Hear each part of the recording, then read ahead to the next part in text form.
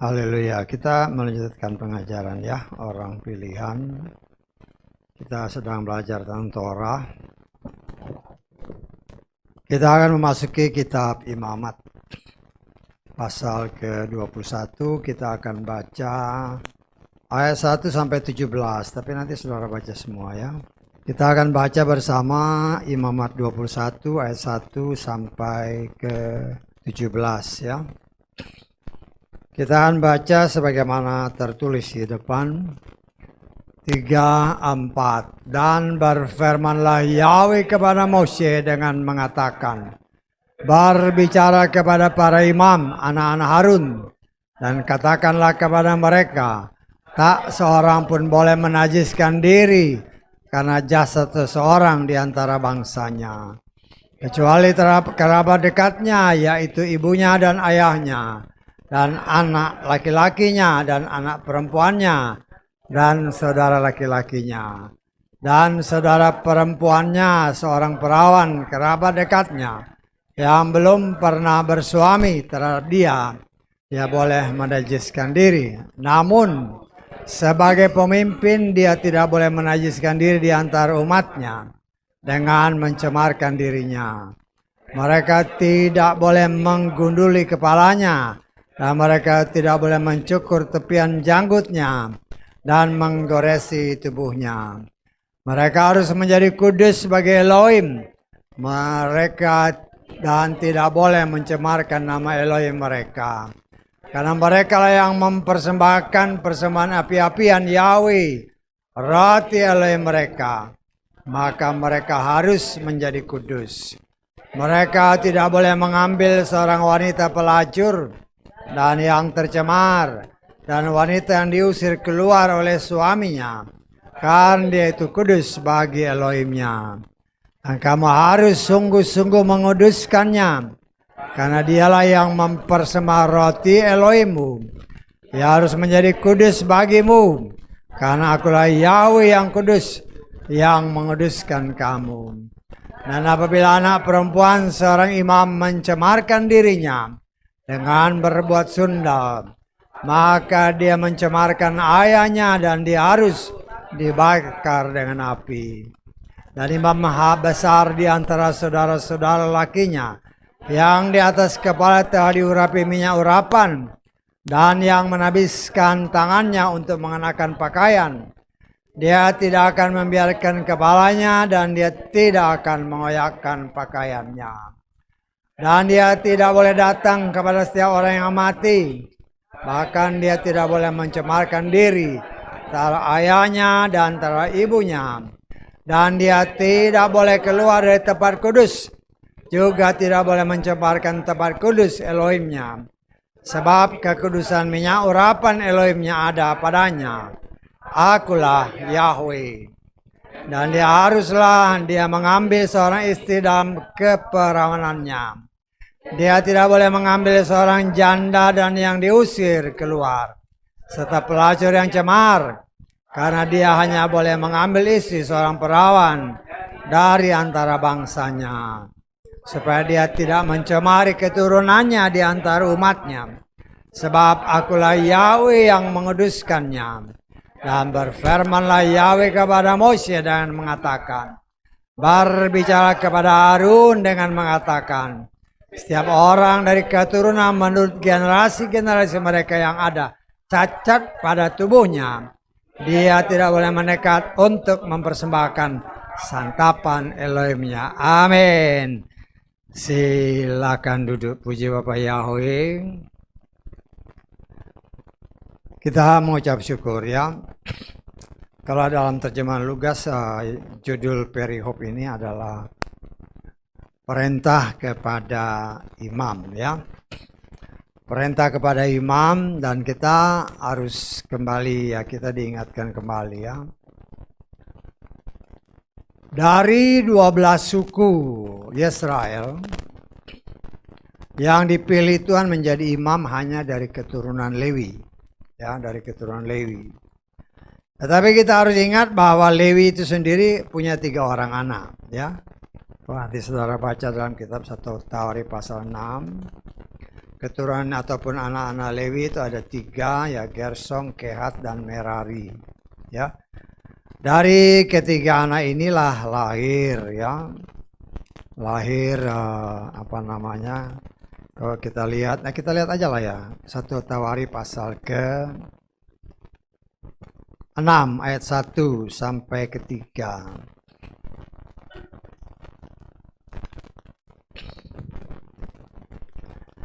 Anak-anak Lewi adalah Gersom, Kehat, dan Merari.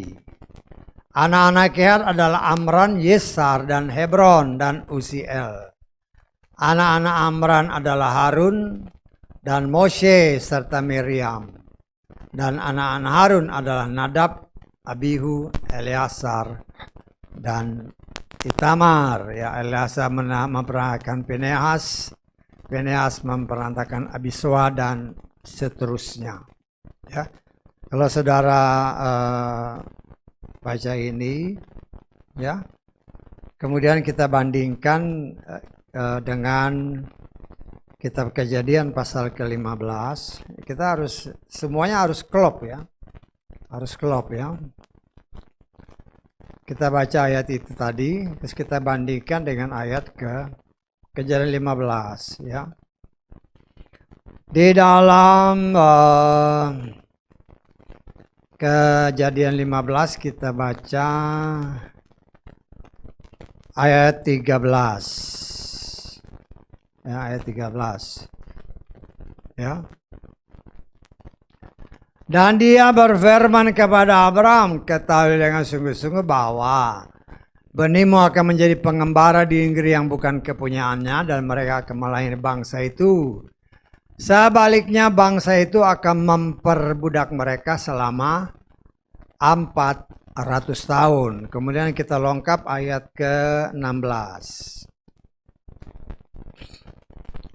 Namun generasi yang keempat akan kembali ke sini. Nah, sekarang kita ngitung yang tadi itu.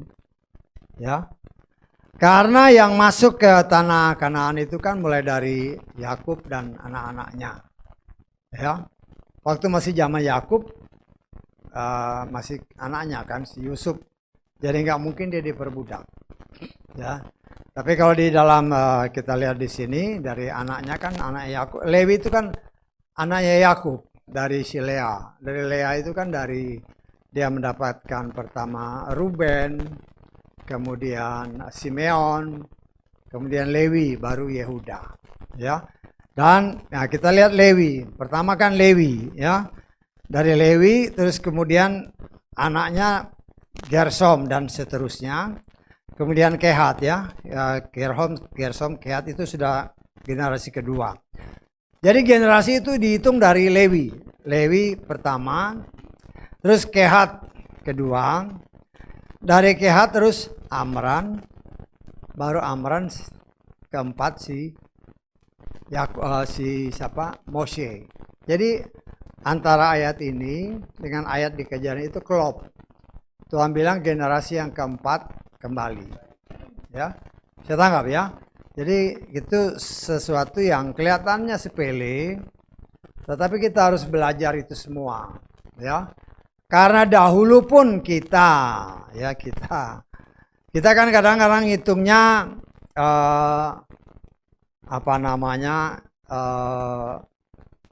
yang dibilang keturunan kalau kita terus anak kita ya, padahal harusnya ngitungnya itu dari kita ya, dari orang tua yang pertama ya, karena ada alasannya ya, alasannya kita lihat di dalam Yudas pasal Yudas hanya satu pasal ya, ayat ke-14 ya.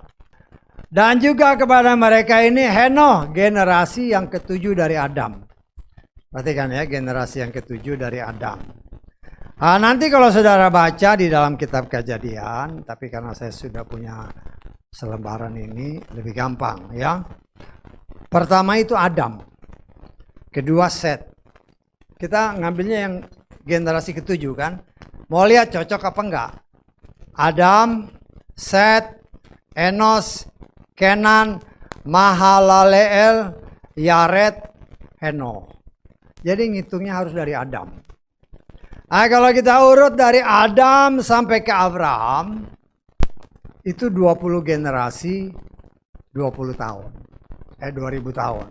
Jadi 2000 dibagi 20, satu generasi 100 tahun. Ini yang banyak orang di luar sana kan menafsirkan tidak sesuai seperti apa yang Yeshua katakan. Generasi ini akan melihat dalam Matius pasal 24. Orang mengambil kebanyakan dari Mazmur 90.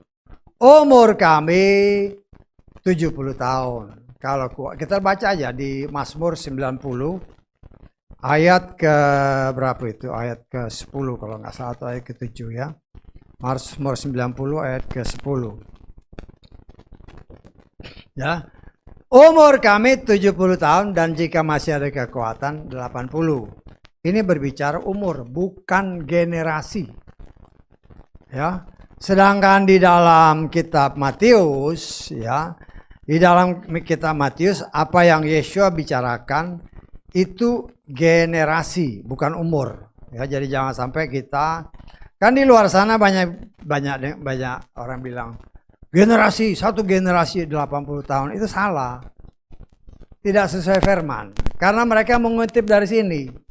Jelaskan di sini dikatakan umur bukan generasi. Kita lihat ya dalam Matius pasal ke-24 ayat ke-34. Sesungguhnya aku berkata kepadamu, generasi ini sekali-kali tidak akan berlalu sampai semua terjadi. Berbicara generasi di sini, ya, kalau ngambilnya dari Mazmur 90 itu salah. Karena Mazmur 90 itu berbicara umur. Berbicara generasi hanya ada di Torah. Dalam Kejadian pasal 15 tadi. 400 tahun, 4 generasi. Kita buktikan tadi kan dari kitab 1 Tawari, dari mulai Lewi sampai kepada Mose itu guru generasi yang keempat. Ya. Dan kalau saudara bikin tabel yang seperti saya katakan tadi, dari Adam sampai ke siapa si Abraham itu 20 generasi, 2000 tahun, persis 2000 tahun. 2000 tahun dibagi 20, satu generasi itu 100 tahun. Ya, jadi jangan sampai bingung ya. Karena itu harus sesuai dengan firman. Nggak boleh melenceng dari firman. Ya. Sehingga banyak orang, ya memang pernah saya katakan di tempat ini kan, pohon ara itu muncul memang berbicara bangsa Israel yang muncul. Bangsa Israel memang muncul tahun 48. Ya, kok 48 ditambah 80 memang 2028. Itu yang mereka banyak tafsirkan. Tetapi saya berani katakan, ya, bukan saya katakan itu salah ya. Tetapi 2028 karena bangsa saya ini muncul bulan Mei kan, kalau saya nggak salah 14 Mei. Kalau dia 14 Mei atau sebelumnya, itu nggak mungkin. Karena itu dia ngambil 80 tahun. Tetapi kalau diambil 15 Mei tahun 28, itu mungkin. Saya tangkap, kalau 15 Mei berarti generasinya yang 100 tahun. 15 Mei 2028 sampai 2048. Kalau kita tambah satu generasi 100 tahun. Ya, ini hanya buat pengetahuan ya. Bukan berarti masih lama, jadi tenang-tenang aja. Hati-hati kalau Tuhan bilang aku udah kangen hari ini kau pulang, engkau masih santai-santai repot. Saya tangkap ya. Jadi ya dengan apapun yang kejadian-kejadian yang kita alami beberapa hari terakhir atau beberapa waktu terakhir ini kan, kalau memang Tuhan sudah waktunya panggil, ya, jadi anytime ya kita siap aja Tuhan. Siap dalam arti kata dalam keadaan kudus tak bercacat, sehingga tempatnya pasti. Kalau hidupnya tidak kudus, ya sudah. Ya itu memang kita tidak bisa menghakimi. karena masuk sorga dan tidak, itu urusan Tuhan. Ya, kenapa? Karena ada ayatnya. Ya, ketika Yesua disalib, kiri kanannya kan ada dua penjahat kan. Semua orang yang menganggap ini semua masuk neraka, termasuk Yesua dianggap masuk neraka karena dianggap dia pelanggar Torah. Ya, tapi orang penjahat yang di sebelah kanan Yesua, kalau saya nggak salah dikatakan, saat ini juga engkau ada di Firdaus bersamaku. Jadi masalah sorga itu bukan urusan kita. Tetapi kita harus berhati-hati kalau kita tidak melakukan firman Tuhan. Hati-hati, upahnya bisa-bisa ya bukan di tempat yang kita rindukan bersama dengan Dia. Ya, berbicara tentang ayat-ayat yang tadi kita baca, nanti saudara baca semua ya. Ini memang perintah kepada para imam. Ya, para imam kita sudah tadi diingatkan dari suku Yesrael ya, dari suku-suku Yesrael ada 12 suku. Yang terpilih itu hanya yang terpilih sebagai imam hanya dari suku Lewi. Kenapa? Kita sudah belajar. Ketika Mose naik ke gunung berbicara dengan Tuhan 40 hari 40 malam. Bangsa Israel nunggu-nunggu nggak turun-turun si Mose. Ya. Padahal sebelum dia naik ke gunung, waduh, ada petir, ada kilat, ada segala macam guru, ada api membuat bangsa ini gemetar. Ya, tetapi ketika Mose sudah naik, lupa itu semua. Ya, timbullah hasutan-hasutan dari kalangan mereka, ya, yang menganggap bahwa ya Mose kan 40 hari udah lama juga kan, nggak turun-turun, udah mati ini, ya.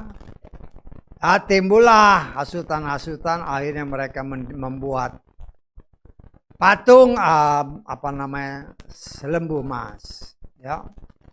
Kemudian mereka menyembah ini semua. Ketika Mose disuruh turun oleh Bapa Yahweh, kemudian dia marah, dia musnahkan semua patung-patung ini. Kemudian dia bertanya atau dia katakan kepada bangsa ini, siapa yang tidak menyembah kepada berhala ini, datang kepada dia. Hanya suku dia. Dia kan Mose ini suku Lewi. Hanya suku Lewi yang tidak menyembah kepada patung berhala. Ya, sejak itulah bangsa ini dipilih atau suku ini dipilih untuk melayani Tuhan.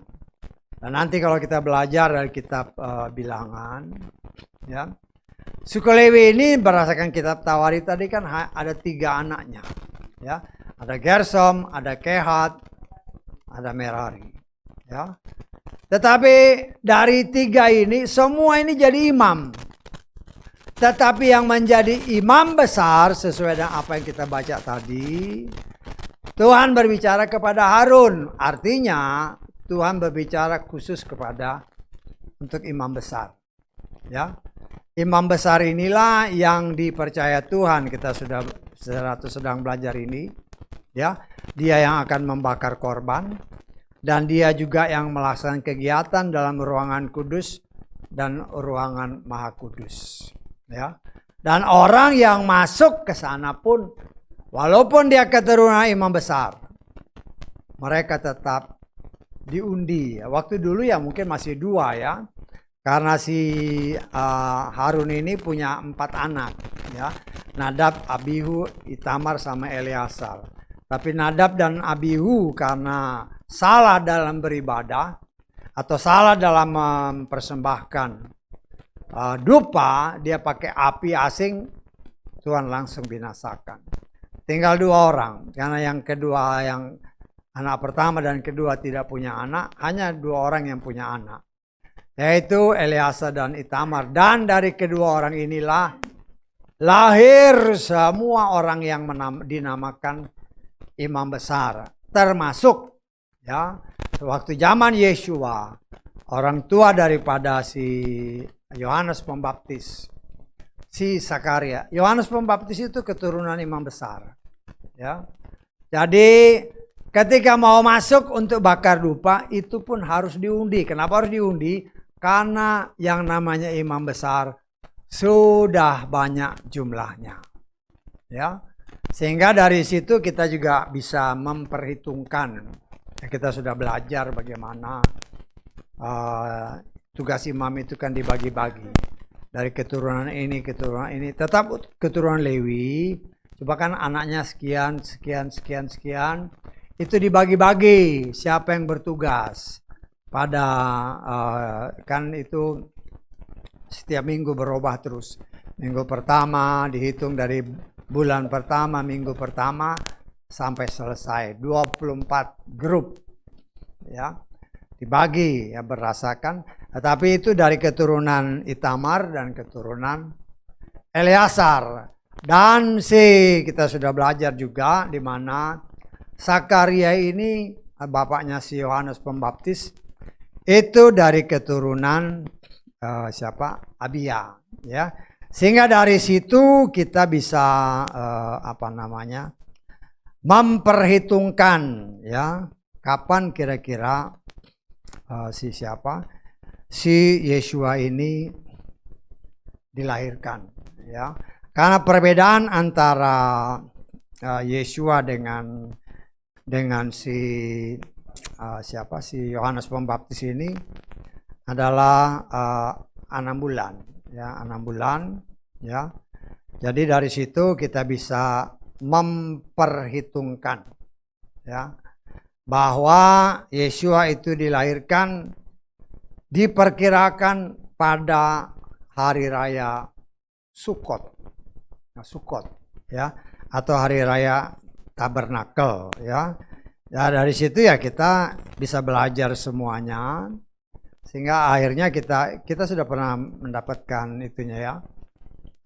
Selebaran pengajaran itu hanya buat pengetahuan. Kalau hanya ada orang yang nanya ya, kenapa kok nggak merayakan Natal tanggal 25 Desember? Pertama, kalau ada orang yang tanya gitu, pertanyaan sudah harus jawab, nggak ada tertulis. Tetangga, tidak ada ayatnya yang menyatakan 25 Desember Yeshua lahir, nggak ada ayatnya. Nggak ada ayatnya. Tetapi yang ada adalah 7 hari raya berdasarkan kitab Imamat pasal ke berapa 23 itu. 7 hari raya mulai dari Paskah sampai kepada Tabernakel atau Sukot. Semua itu berbicara tentang Yeshua sejak dia dikorbankan sampai ya kita hidup bersama dengan bertabernakel, hidup bersama dengan dia. Ya. Disitulah ya artinya kalau saudara kan bisa aja orang nanya kan, apalagi kemarin-kemarin kan, kok nggak rayain Natal sih? Ya, saudara harus bilang nggak ada ayatnya. Ya, yang ada aja belum tentu kita bisa lakukan. Yang ada aja belum kita lakukan dengan sempurna, jangan lagi ditambah. Ya, dan memang kalau diperhitungkan tidak bisa, nggak cocok dengan 7 hari raya. Sedangkan 7 hari raya itu berbicara tentang Yeshua. Ya. Nah kita mengucap syukur ya. Memang firman ini berbicara tentang imam besar. Ya. Saudara dan saya kata kitab Wahyu pasal ke-5 kita baca ayat 10 ya. Kita harus mengerti kenapa ini. Ingat ya. Kita sudah belajar dari kitab Ibrani, Torah itu adalah bayangan. Ya.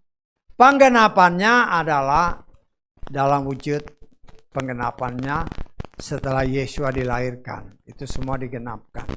Ya.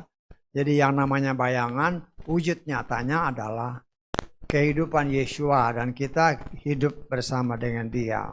Ya. Wahyu pasal 5 ayat 10.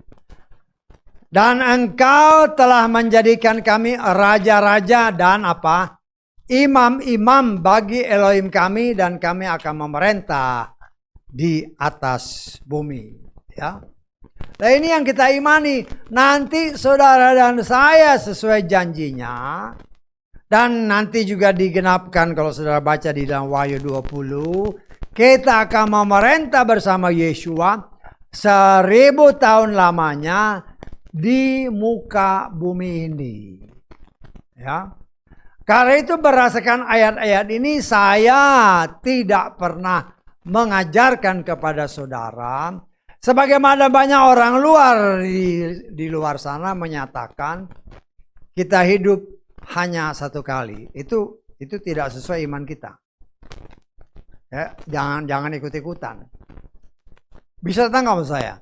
Kalau kita berani saya hidup cuma satu kali, jangan harap kau memerintah bersama dengan dia 1000 tahun lamanya. Ya. Karena kita harus mengimani bahwa apa yang tertulis itu adalah ya dan kebenaran semata-mata. Tuhan sanggup mewujudkannya. Apabila orang-orang yang percaya kepada dia, ya, sebelum sangkakala berbunyi, dia sudah pulang lebih dulu, artinya dia dikubur. Maka tertulis dalam kitab Tesalonika, pada saat sangkakala berbunyi, orang-orang yang sudah mati, dia bangkit lebih dahulu. Baru kita akan diangkat bersama-sama, menyongsong dia di angkasa.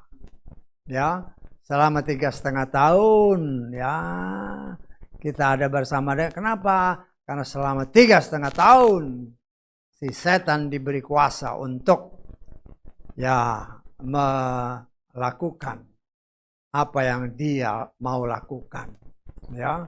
Tapi setelah itu nanti kita akan kembali ke bumi, memerintah bersama dengan dia, ya. Karena nanti kan mereka ini yang dikumpulkan, yang dikenal dengan perang Armageddon, ya. Yeshua akan membinasakan mereka di lembah Megiddo yang kita kenal dengan Armageddon. Ya, disitulah si siapa? Si nabi palsu dan si binatang buas itu akan dibinasakan. Ya, bukannya ditangkap, dimasukkan ke tempatnya. Itu namanya perang Armageddon. Tetapi nanti ketika perang, sebagaimana yang tertulis dalam kitab Wahyu yang banyak dikenal, perang Gog Magog, nah, setannya sendiri ditangkap. Ya, mereka dimasukkan ke dalam tempat yang sudah disiapkan. Baru sesudah itu kita akan memerintah bersama dengan dia, ada bersama dengan dia di langit yang baru, bumi yang baru. Jadi ada dua macam peperangan, ya, peperangan Armageddon, ya. Dan pada saat perang Armageddon itu kita baca sedikit lah supaya ada bayangan, ya, karena kan ini Armageddon, ya. Ada bayangan Armageddon itu apa sih, ya. Pada saat perang Armageddon itu, ya, di dalam peperangan itu akan terjadi, kita baca nanti Wahyu 19, ya. Wahyu 19. Tapi kita baca lebih dulu ini supaya ngerti, ya, sedikit. Kita baca Wahyu pasal 16 ayat ke-12. Malaikat yang keenam menumpahkan cawannya ke atas sungai yang besar, yakni sungai Efrat, dan airnya menjadi kering. Kalau saudara pernah lihat di media-media kan, wah, ini sungai Efrat kering. Dari kepercayaan sebenarnya dia ngutip dari sini, tapi nggak ngerti maksudnya, ya. Tapi dari sini kita bisa lihat, sehingga jalan bagi raja-raja dari terbitnya matahari dapat dipersiapkan. Sungai itu kering, loh, tentara-tentara raja-raja dari sebelah matahari terbit akan masuk, ya, karena kering jalannya. Dan aku melihat dari mulut naga dan dari mulut binatang buas dan dari mulut nabi palsu itu keluar 3 roh najis serupa katak. Ya, ini dari siapa nabi palsu, si binatang buas sama si setan itu. Untuk pergi kepada raja-raja di bumi dan seluruh penduduk bumi guna mengumpulkan mereka ke dalam peperangan. Ya, hari itu hari besar Elohim penguasa semesta. Karena mereka adalah roh-roh jahat yang mengadakan tanda-tanda. Lihat, Aku datang bagaikan pencuri, berbagai mereka yang berjaga-jaga dan memelihara jubahnya, sehingga dia tidak berjalan telanjang dan mereka melihat aib ketelanjang. Perhatikan ayat 16. Dan dia mengumpulkan mereka di tempat yang disebut dengan bahasa Ibrani Har Megiddo, atau yang seringkali dikenal dengan Armageddon, ya. Armageddon. Jadi ya kita buat gambaran, ya. Karena sering kan dengar cerita-cerita, kenapa dia kering, kayak gitu kan. Tadi kan raja-raja datang dari sebelah timur. Ya, saudara bisa bayangkan lah di sebelah timur itu negara-negara apa. Sebelah timur dari Israel, ya. Jalanan kering. Kenapa? Karena tentara mau masuk sana. Berapa banyak tentaranya? Kita lihat, kita kutip sedikit. Kita lihat di dalam Wahyu pasal 9. Kita baca ayat 14 sampai 16 ya, supaya ngerti sedikit ya. Yang berkata kepada malaikat ke-6, kalau tadi saudara baca ini sama baca yang tadi, itu juga malaikat ke-6. Yang memegang sakal, lepaskanlah keempat malaikat yang telah diikat di sungai Efrat yang besar. Sungai Efrat, tadi kan sungai Efrat kan. Dan keempat malaikat dilepaskan mereka yang telah dipersiapkan untuk jam dan hari dan bulan dan tahun, supaya mereka membunuh sepertiga manusia. Dan jumlah bala tentara berkuda itu ada 20.000 raksa. Satu laksa itu 10.000, 20.000 dikali 10.000, 200 juta. 200 juta tentara masuk karena sungainya kering. Saya tanggap. Nah, dia kumpulkan di Megiddo. Ya, nah kita lihat tadi Wahyu 19 ya. Wahyu 19 ya kita baca, kita lengkap aja lah ya, kita lengkap. Kita baca mulai ayat 17. Ini hanya buat gambaran ya, ini namanya Armageddon. Aku melihat seorang malaikat yang berdiri di matahari dan dia berseru suara nyaring sambil berkata kepada semua burung yang bertebangan di tanah di langit, marilah dan berkumpullah bersama dalam perjamuan besar Elohim. Kalau saudara baca di media sosial, banyak burung-burung pemakan bangkai itu berkembang biak dengan sangat luar biasa di daerah ini. Kenapa? Ya ini untuk jadi makan barang yang 200 juta itu. Supaya kamu dapat apa? Memakan daging para raja dan daging para panglima, daging para pahlawan, daging kuda-kuda dan mereka yang duduk di atasnya. Dan daging semua orang, baik orang merdeka maupun hamba, kecil maupun besar. Dan aku melihat binatang buas itu yang para raja di bumi dan bala tentara mereka yang dikumpulkan untuk melakukan peperangan dengan dia ini Yeshua ya, yang duduk di atas kuda itu dan dengan tentaranya. Tertangkaplah binatang buas itu bersamanya nabi palsu. Jadi binatang buas sama nabi palsu ditangkap. Dan yang membuat tanda-tanda di dalam yang dengannya dia telah menyesatkan mereka yang menerima tanda binatang buas itu. Mereka yang menyembah ikonnya selagi hidup keduanya dilemparkan ke dalam lautan api yang dinyalakan oleh belerang. 3 oknum tadi itu.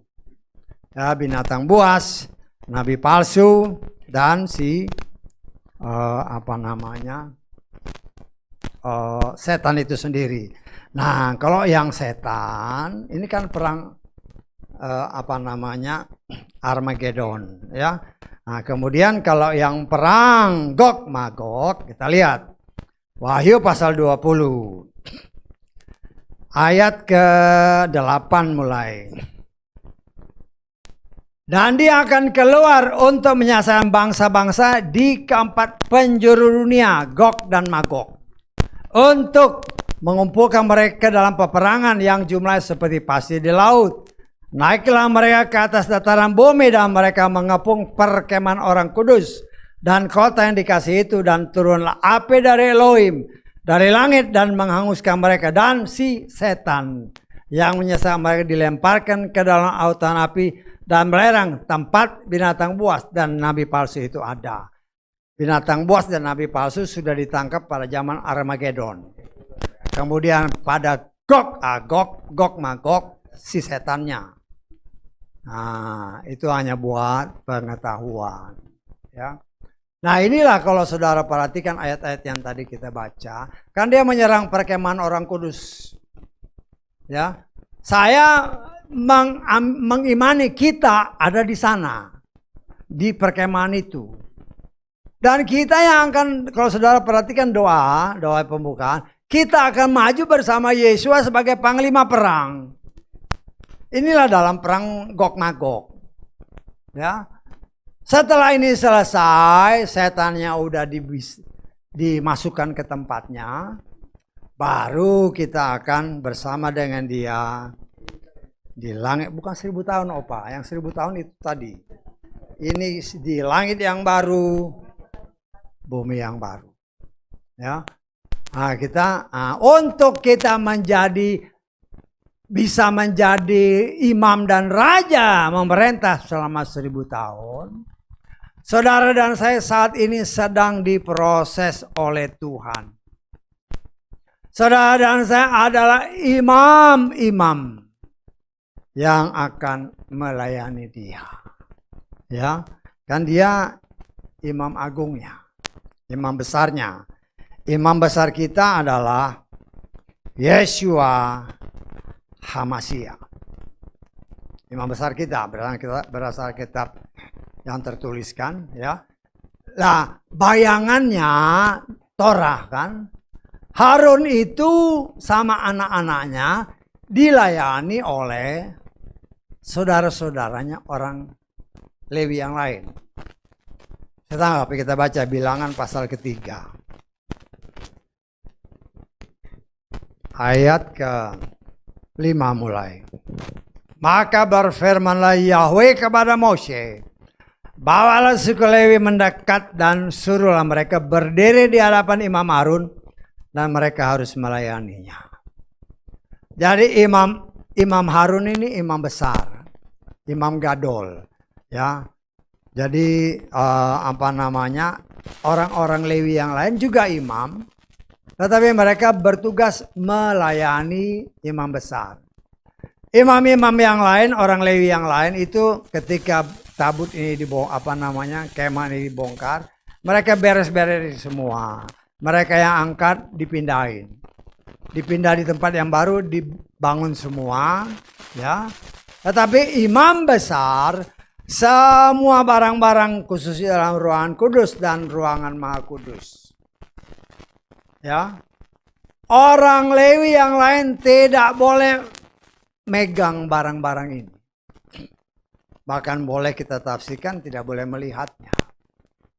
Ya, untuk dipindahin keturunan Harun ini dia beresin dulu semua alat-alat ini. Setelah dibereskan, ditutup dengan kain, baru saudara-saudaranya bawa. Kita bisa menafsirkan. Yang melihat semua peralatan itu hanya keturunan imam besar. Loh, itu bayangan. Wujud nyatanya ya saudara dan saya yang sedang dipersiapkan oleh Yeshua. Ya. Oleh Yeshua. Nah, kita dibuka.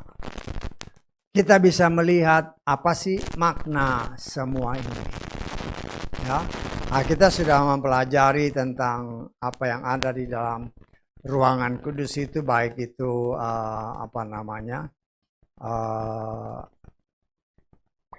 kaki dian, kemudian meja roti dan meja dupa. Ya. Nah, kita sudah baca tadi, kalau saudara simak baik-baik tadi, ya. Beberapa syarat yang harus dilakukan oleh imam besar. Karena berbicara kepada Harun, artinya Harun dan anak-anaknya, keturunan-keturunannya, itu semua imam besar. Ada syarat-syarat yang harus mereka lakukan. Jadi katakan oleh firman Tuhan, ya nanti saudara baca lagi, katakan salah satunya nggak boleh menggunduli kepalanya. Ya, seorang nasir Tuhan, seorang yang sudah berniat untuk melayani Tuhan, ya, mereka tidak boleh motong rambutnya.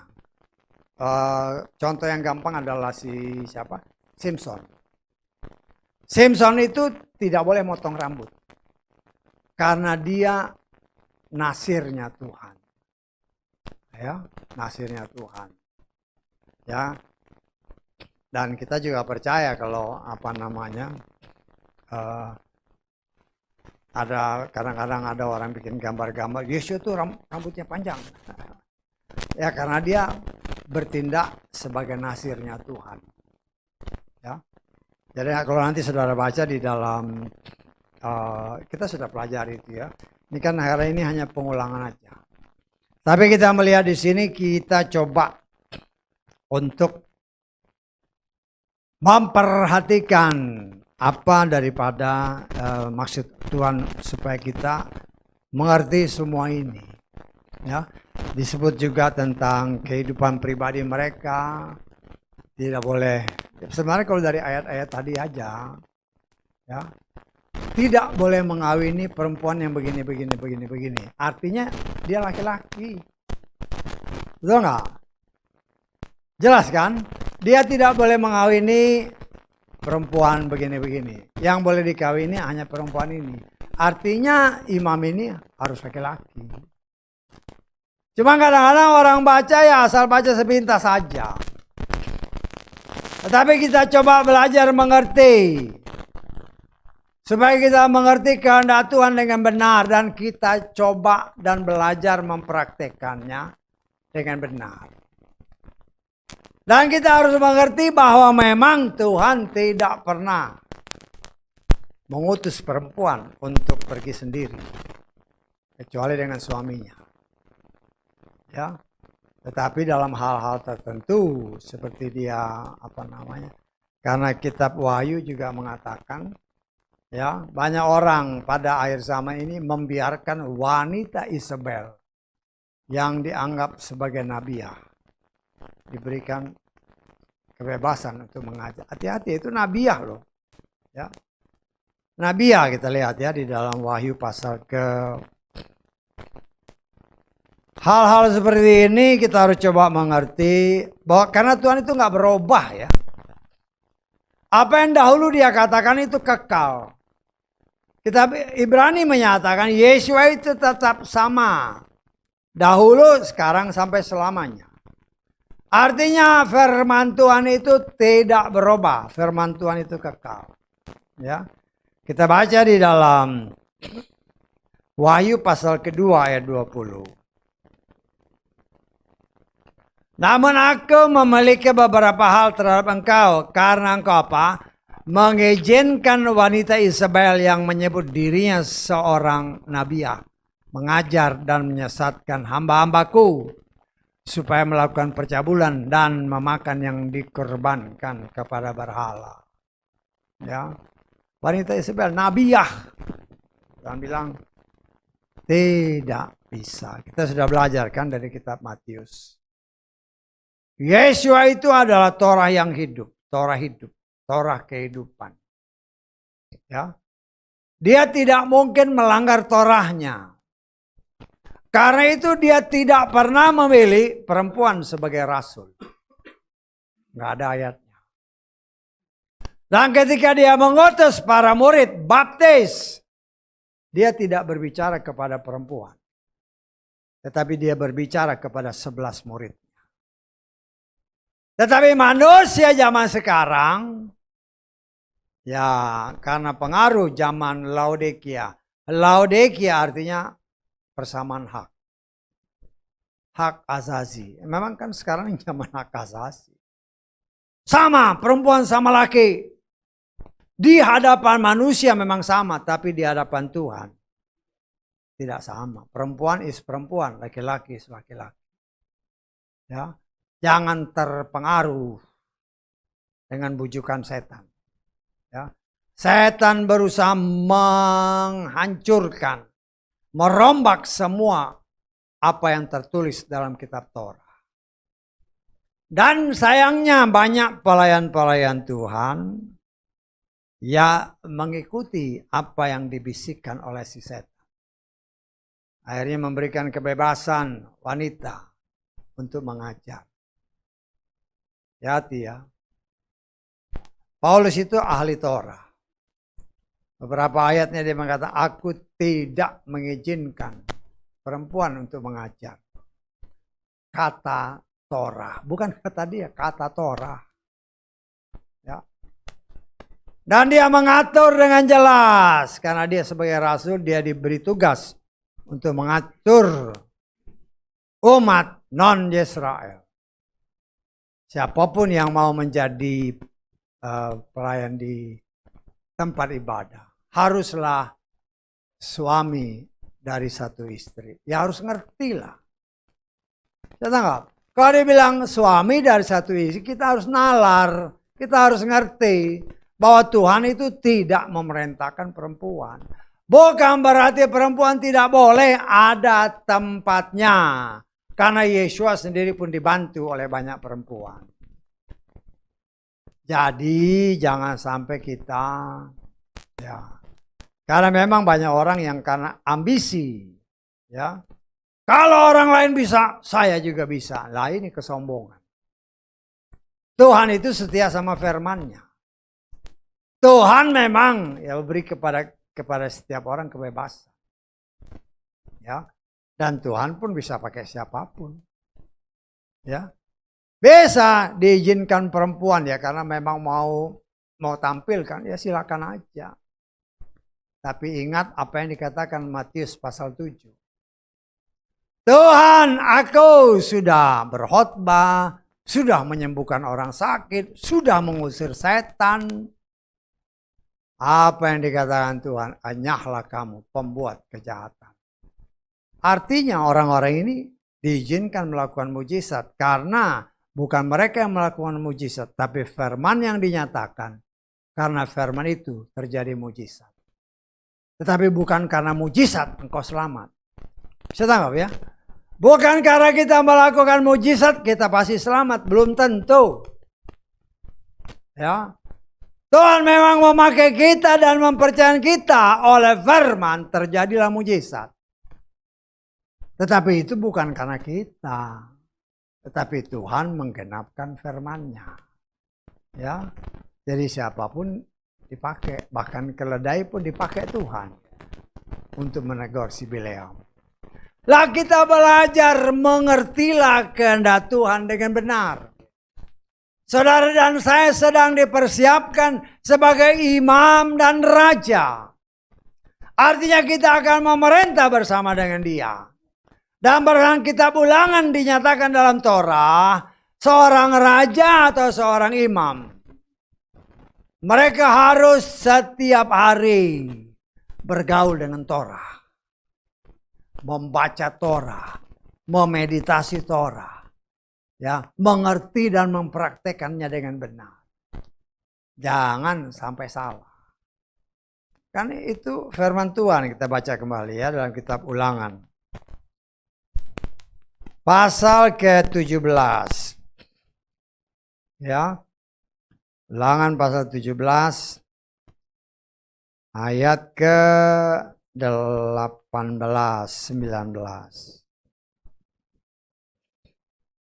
Namun harus terjadi ketika dia duduk di atas tahta, ini seorang raja ya, kerajaannya, maka dia harus menulis baginya salinan Torah ini pada sebuah buku dari apa yang ada di hadapan imam Lewi. Artinya Torah itu dipegang sama imam Lewi, ya, imam-imam besar. Dan raja harus menyalinnya dari imam. Artinya termasuk dia harus belajar dari imam. Dan itu harus ada bersamanya, dia harus berhadapan dengannya sepanjang masa hidupnya. Sehingga dia dapat belajar takut akan Yahweh Elohimnya dengan berpegang pada semua perkataan Torah ini dan ketetapan-ketetapan ini untuk melakukannya. Karena itu kita belajar. Saudara dan saya sedang diproses. Karena apa yang dikatakan engkau dan saya akan memerintah bersama dia 1000 tahun lamanya. Kita akan melayani dia di bait kudusnya. Kan ketika Moshe disuruh diperintahkan Tuhan, buat tabernakel ini sebagaimana apa yang kau lihat ada di sorga. Jadi apa yang ada di sini adalah gambaran apa yang nyata di sorga. Artinya nanti kita pun akan beribadah kepada Dia, puji-pujian, memuja-muja, menyembah, memuliakan Dia. Karena memang untuk itulah kita diciptakan. Ya. Untuk itulah kita dicipta. Karena itu selama kita ada di muka bumi ini, saudara dan saya sedang dibentuk untuk siap pada waktunya. Kita akan melakukan apa yang Tuhan kehendaki, yang Tuhan siapkan untuk kita lakukan. Ya. Nah memang kalau tadi kita baca beberapa ayat yang ada, syarat-syarat yang terbuka. Ya. Kita harus tahu, memang Tuhan tidak menghendaki seorang imam mempunyai istri yang ada beberapa karakter yang tidak Tuhan kehendaki. Karena dalam pandangan Tuhan, seorang suami dan seorang istri adalah satu. Ya, kalau yang satu sudah cemar, ya, itu bisa turut mencemarkan yang lain.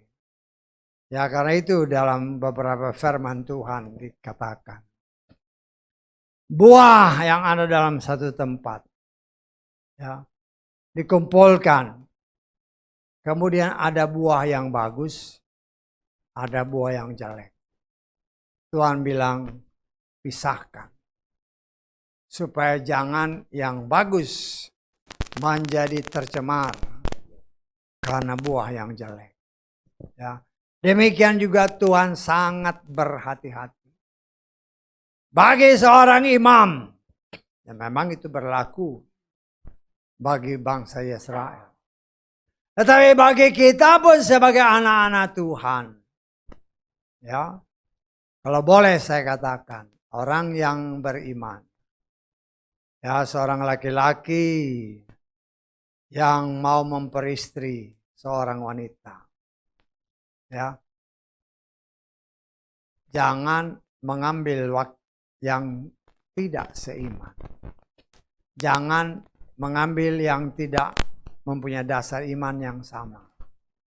Ya. Tapi kan banyak orang berpendirian lain. Ya. Kadang-kadang kan orang berbicara, ya, nggak apa-apa, saya kawin. Nanti kalau sudah kawin, saya ajarin dia supaya ditarik. Lo kan banyak kejadian seperti itu kan. Kenyataannya, ya bisa kebalikannya. Ya. Karena itu khusus dalam firman Tuhan, bangsa Israel dengan wanti-wanti diingatkan oleh Tuhan. Ya. Jangan engkau berikan anak perempuanmu kepada orang yang, kalau dikatakan di sini, orang yang tidak bukan dari keturunan bangsa Israel. Ya. Artinya kita harus mengerti bahwa ini perintah Tuhan yang harus kita sebagai anak-anak Tuhan mengerti, ya. Karena Tuhan tidak mau kita baca aja lah ya dalam Ulangan pasal 7 ayat ke-3.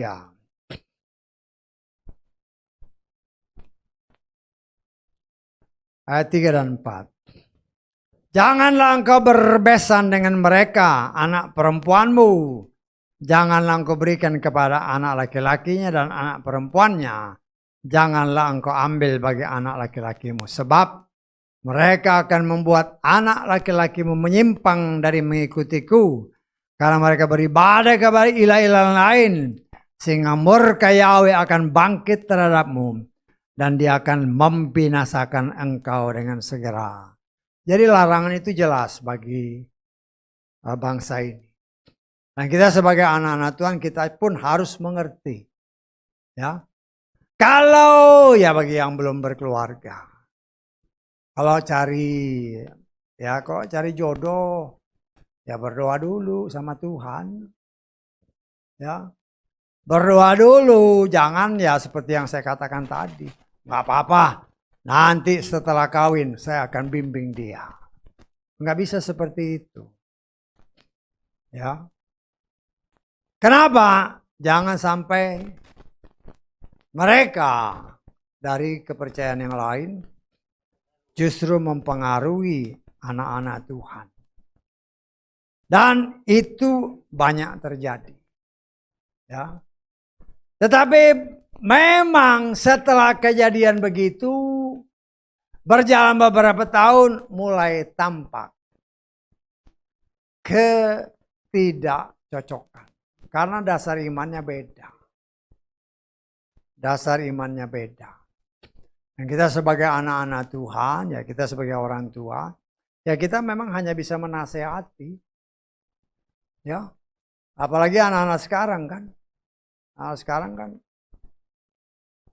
pokoknya aku mau ya, aku mau. Tetapi akibatnya akan bisa merusak. Ya. Karena yang kau lawan itu firman. Tuhan sudah mengingatkan kepada kita ini sebagai calon-calon imam. Ya.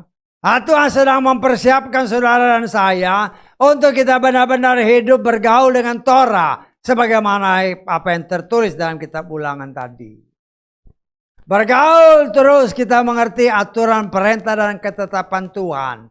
Sehingga ketika kita terus bergaul dengan dia, maka secara otomatis ada tertulis. Ya. Torah yang kita terima itu akan sanggup menyelamatkan jiwa kita. Ya, Yakobus 1 ayat 21. Ya, kalau kita terima Torah itu, kita terima firman itu. Dan kita praktekkan dia dengan sungguh-sungguh. Ya. Dia sanggup merubah jiwa kita yang sebagian milik Bapa Yahweh, sebagian dikuasai oleh dunia. Tetapi apabila jiwa ini dipenuhi dengan firman, maka yang bukan berasal dari Bapa Yahweh akan dikikis habis sampai musnah dari dalam jiwa kita. Kenapa? Karena kita akan memerintah bersama dia. Aku yang hidup, bukan lagi aku yang hidup, kata Paulus, tetapi Yeshua yang hidup di dalam aku. Artinya ketika kita nanti memerintah bersama dengan dia, bukan kita yang memerintah. Tubuhnya memang kita. Tetapi jiwanya, pikirannya adalah Yeshua. Kita tanggap ya. Itu bukan main-main. Siapa yang kita perintah? Nah tadi kalau saudara baca baik-baik di dalam kitab Gog Magog, ya Pak, kitab Wahyu 20 tadi, tentang perang Gog Magogan.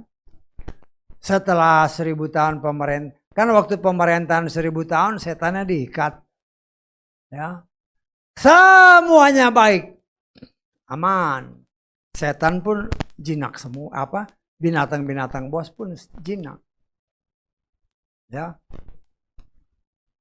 Lah, banyak orang munafik nanti 1000 tahun itu. Kita yang memerintah bersama dengan dia ya memang akan hidup selamanya. Tetapi orang-orang yang lahir, ya kelihatannya baik-baik karena setannya diikat. Ya. Setelah setannya dibebaskan, setannya ini mempengaruhi orang-orang yang tadinya kelihatan baik.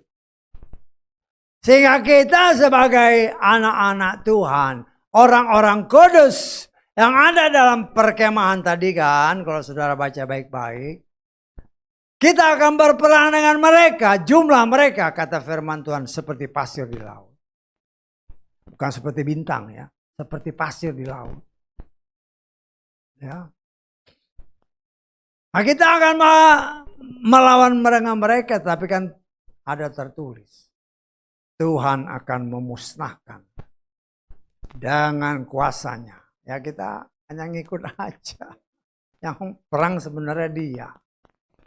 Ya, tetapi kita termasuk bala tentara di sana. Jadi kalau sudah perhatikan doa awal yang seringkali dinaikkan, kita akan berperang bersama dia, yaitulah Gog Magog. Ya, karena kita akan memerintah 1000 tahun.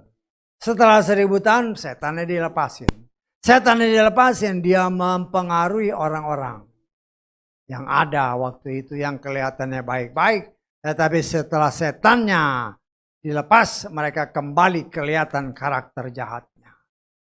Yang jumlahnya seperti pasir di laut, kita akan berperang dengan mereka. Panglima perang kita Yesua. Gog Magog. Gog Magog itu kalau dalam arti terjemahan bebas.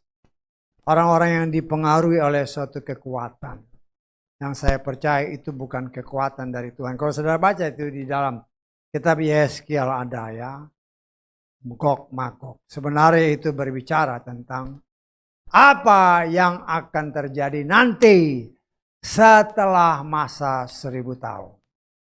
Jadi perang Armageddon, terus pemerintahan 1000 tahun, baru Gog dan Magog. Kita sebagai anak-anak Tuhan sedang dipersiapkan. Menjaga kekudusan hidup.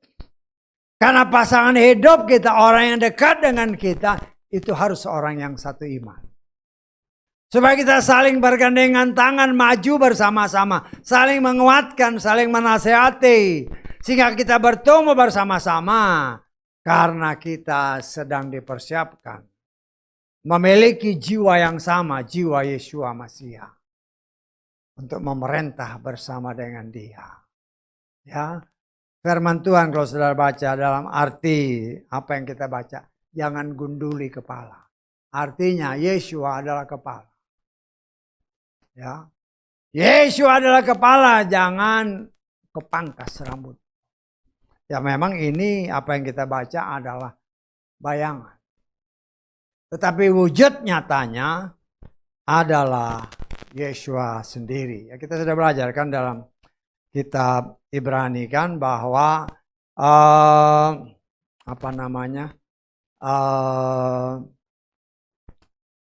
apa yang tertulis dalam Torah itu adalah bayangan. Penggenapannya adalah melalui Yeshua. Yeshua adalah kepala. Kita lihat dalam Efesus pasal ke-1.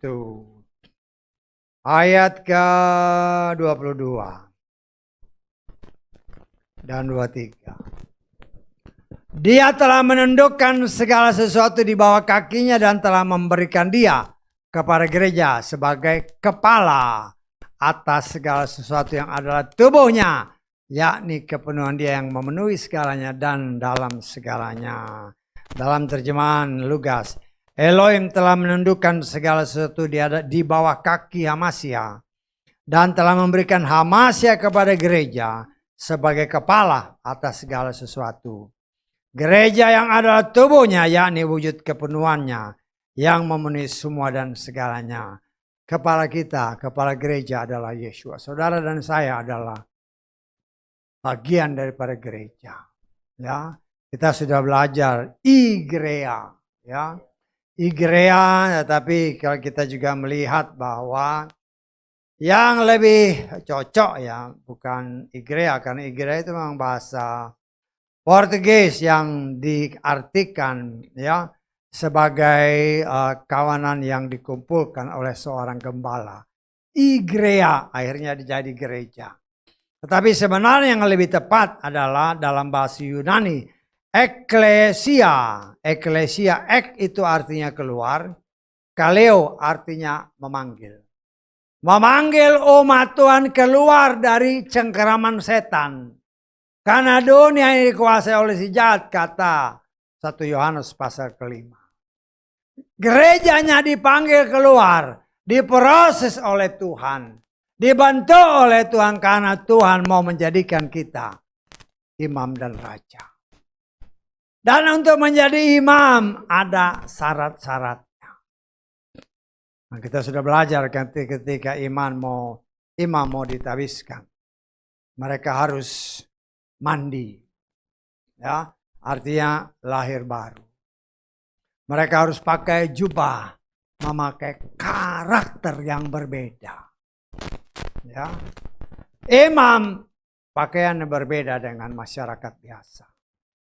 Artinya dia memiliki karakter yang harusnya memiliki karakter seperti apa yang Tuhan kehendaki. Itulah saudara dan saya. Kita sedang dibentuk dan kita mengucap syukur. Kita mengalami proses-proses ini semua. Ini adalah gambaran kasar yang banyak orang memang tidak terlalu memperhatikan. Ya, karena banyak gereja memang tidak pernah membicarakan tentang tabernakel. Padahal tabernakel ini adalah tata ibadah yang Tuhan tetapkan bagi manusia melalui Moshe yang diberikan pengajaran langsung dari Tuhan. Kenapa? Karena pada akhirnya kita akan berkumpul bersama dengan Dia.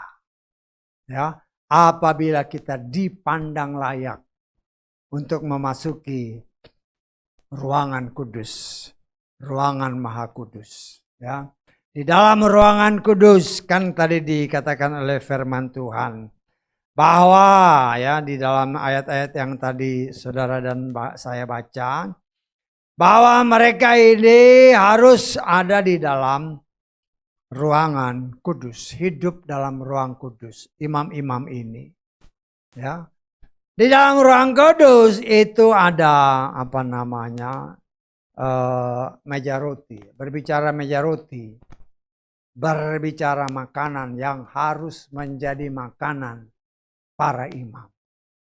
Memang mereka mempersembahkan roti, ya. Ingat ya, seperti yang pernah kita pelajari dalam kitab Yosua, bahwa semua korban-korban bakaran, baik itu binatang maupun roti, itu menjadi makanan para imam.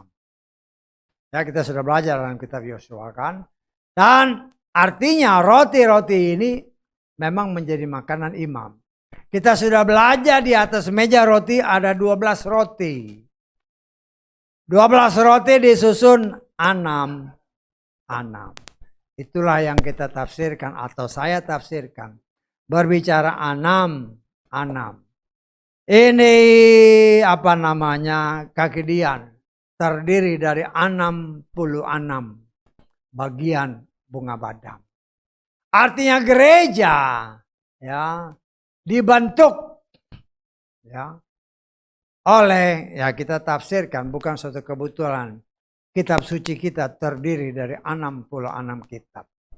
66 kitab, roti di dalam meja itu 6. Makanan saudara dan saya sebagai imam adalah firman Tuhan. Ya.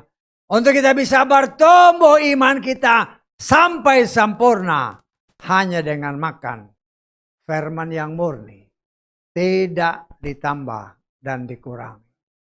Ya, beberapa waktu yang lalu kan dengan banyaknya terbit buku-buku yang macam-macam dipercaya oleh banyak orang, khususnya mereka yang menamakan penyembah Yahweh. Ini kitab suci yang baru. Ya sudah, hancurlah. Ya, padahal siapa yang nulis kita nggak tahu. Kitab Heno, kitab Yasar, berbagai macam kitab. Siapa yang nulis? Nah, kita harus perhatikan.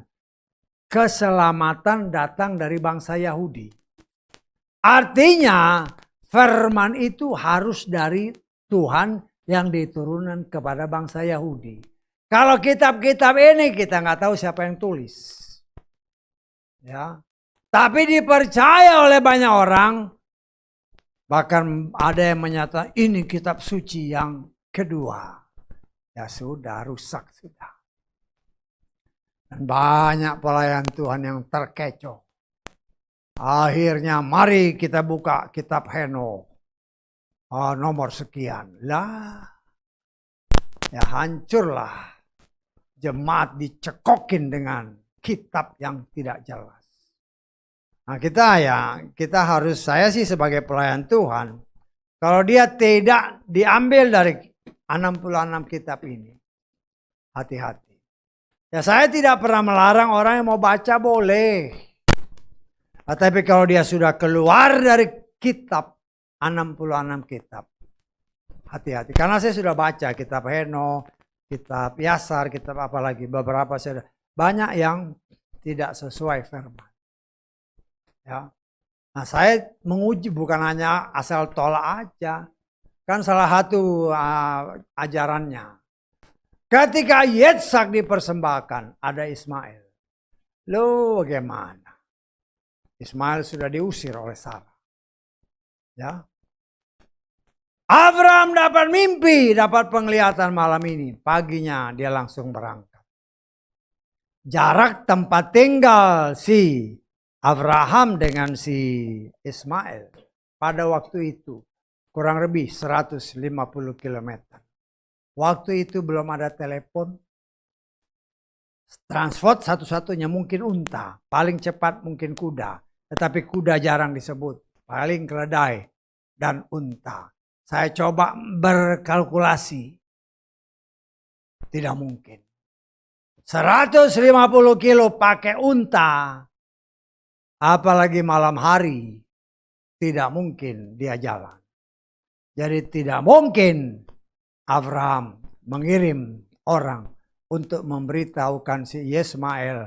Dia mau pergi mengorbankan si Yitzhak. Ya saya buktikan, dan saya yakin itu tidak benar. Ya. Dan kitab suci kita juga mengatakan, Abraham mempersembahkan Yitzhak hanya dibawanya 2 bujang. Hal-hal seperti itu kelihatannya sepele. Tapi saya sebagai pelayan Tuhan, saya harus cek dulu. Kalau itu salah, jangan diajarin. Ya, kita harus percaya bahwa 66 kitab ini adalah firman yang murni dari Tuhan. Dan kita coba gali. Karena dari kemurnian iman firman ini, kita dibentuk dan dipersiapkan sebagai generasi yang sedang menantikan. Ya, apa yang dinubuatkan oleh Yeshua, generasi. Dan saya percaya, generasi yang disebut itu termasuk generasi kita. Karena itu bersiap-siap. Ya, saya tidak katakan tahun 28. Ya, tetapi yang pasti 15 Mei 28 sampai tahun 48. Berdasarkan apa yang tertulis. Hanya masalahnya, nyampe nggak kita ke sana? Nyampe artinya masih hidup gitu. Ya. Kalau masih hidup, siap apa enggak? Karena orang yang diangkat hanya orang yang tertulis namanya. Kata Lukas pasal ke-10. Ayat ke-20. Berbahagialah namamu tertulis dalam kitab kehidupan. Siapa itu? Hanya orang yang melakukan firman. Karena itu mari kita berusaha dengan sungguh-sungguh. Ya. Tuhan tahu situasi kondisi kita. Dan saya percaya apabila kita sungguh-sungguh, Tuhan tolong. Tuhan tahu isi hati kita, kerinduan hati kita. Dia mampu menolong dan sanggup untuk merubah kita, memampukan, mengerti firman Tuhan dengan benar. Mempraktekkan dengan benar dan hidup dalam kebenaran. Karena itulah satu-satunya jalan. Yesus berkata, akulah jalan, kebenaran dan hidup. Kalau kita jalan di dalam jalan itu, percayalah ketika sangkakala berbunyi kelak, namaku ada, namaku dipanggil, dan rohnya mengangkat kita. Haleluya. Amin.